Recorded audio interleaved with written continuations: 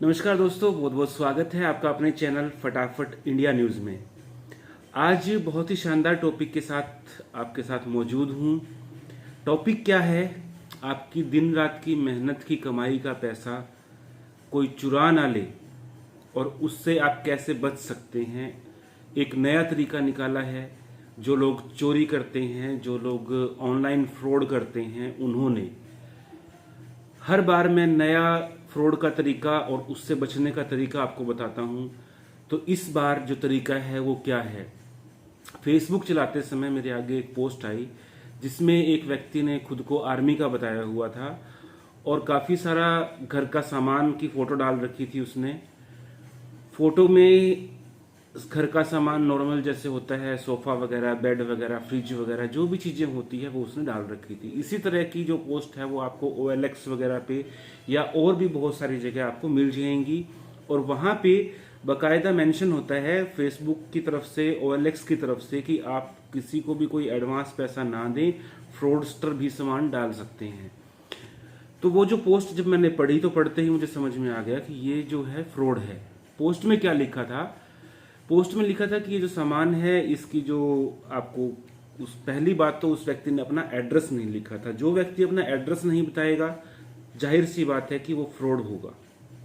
दूसरी चीज, अगर उसने एड्रेस डाला भी है तो आप कभी भी इस तरह की जगह, इस तरह के व्यक्ति को कोई भी एडवांस पेमेंट मत कीजिए। उसने लिखा हुआ था कि 10% पेमेंट पहले होगी और उसके बाद मैं आपको माल भेज दूंगा, माल जब डिलीवर हो जाएगा तो बाकी पेमेंट आपको करनी है।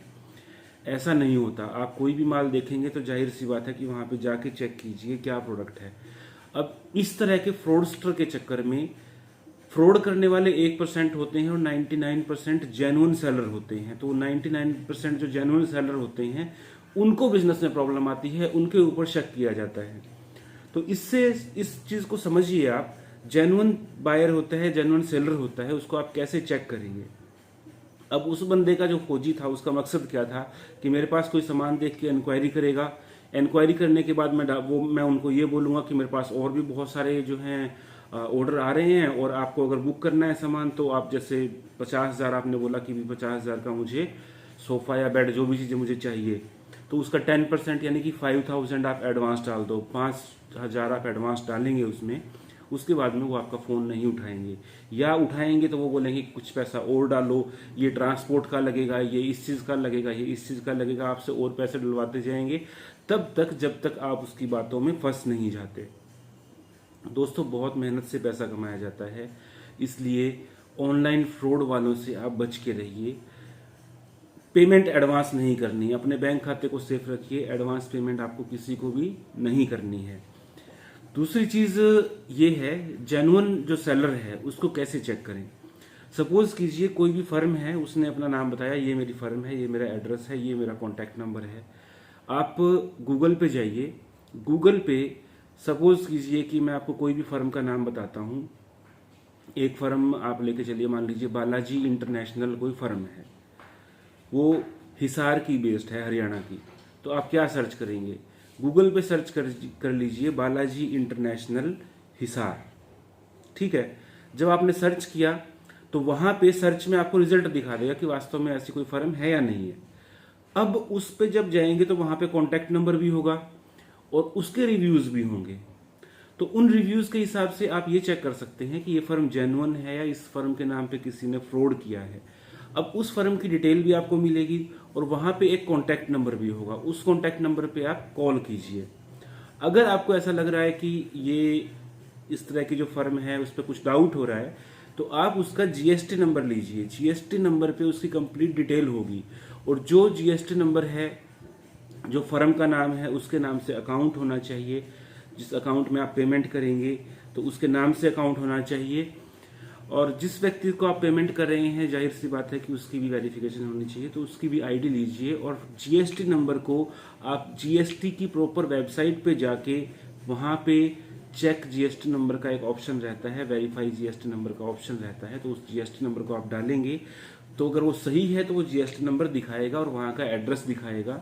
उसके बाद में जब आप पेमेंट करेंगे उस वेब जब आप सर्च करेंगे तो वहाँ से नंबर भी आएगा, नंबर भी वेरीफाई करना है पेमेंट करने से पहले, और उनके जो प्रोडक्ट्स हैं जो भी लिस्ट है और वो कितने साल पहले से लिस्टेड है वो भी चेक करना है। वहाँ पे जो कॉन्टैक्ट नंबर है उस पर फ़ोन करके बोलिए कि सर मुझे इस तरह से आपके यहाँ से कॉल आई है, तो क्या ये आपकी फर्म है या फिर कोई फ्रॉड है।